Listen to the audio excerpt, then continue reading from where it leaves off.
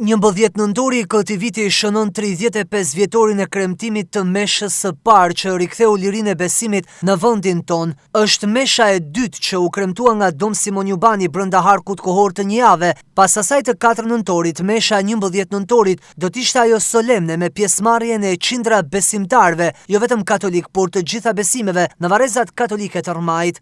E në përkujtimin e kësaj date, arqipeshkvi i Shkodër-Pultim, zot Giovanni Peragjine, ka zgjedhur përmes një letre publike të përkujtojë këtë ngjarje të shënuar për kombin shqiptar që bashkë me faljen e parë ishin dy momentet historike që nxorën Shqipërinë nga errësira duke e kthyer në dritën e besimit për të cilën regjimi komunist punoi për ta ndaluar për vite të tëra.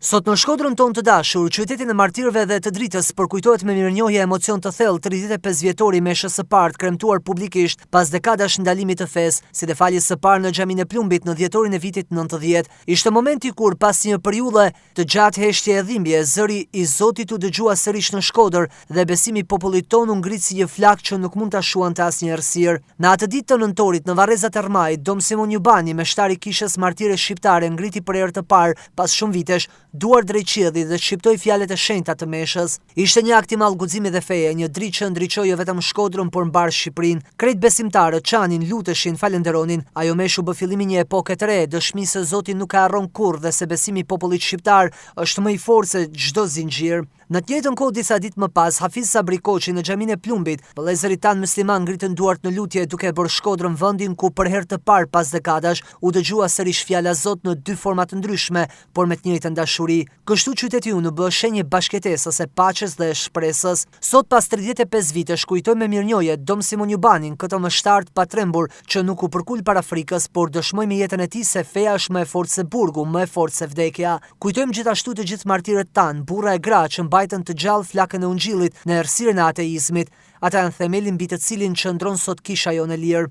Të dashur vëllezër e motra, ky përvjetor i cili nuk më gjen pranjush për shkak të angazhimeve jashtë vendit, është për ne një ditë falënderimi, por edhe një thirrje për përgjegjësi. Falënderim ndaj Zotit që nuk na braktisë dhe përgjegjësi që ta ruajmë të gjallë këtë trashëgimi të shenjtë. Liria fetare që gëzojmë sot është dhuratë, por kërkon prej nesh besim të pastër, dashuri të sinqertë dhe dëshmi të përditshme. Le të jemi bi të bive të dritës, që me jetën tonë dëshmojmë ungjillin e Krishtit dhe ndërtojmë ura mirëkuptimi me çdo njeri vullnet mirë. Le ta bëjmë Shkodrën tonë gjithnjë shembull të bashkëtesës, respektit dhe vllazërisë shpirtërore, ashtu siç ka qenë në historinë e saj. Në fund le të lutemi që gjaku i martirëve të vazhdojë të jetë fare re për besimin, që drita meshës së Dom Simon Jubanit të mos shuhet kurrë dhe që Zoti të na jap forcën për të mbetur gjithmonë dëshmitar të dashurisë së tij, e përfundon mesazhin arqipeshkvi Peragjine.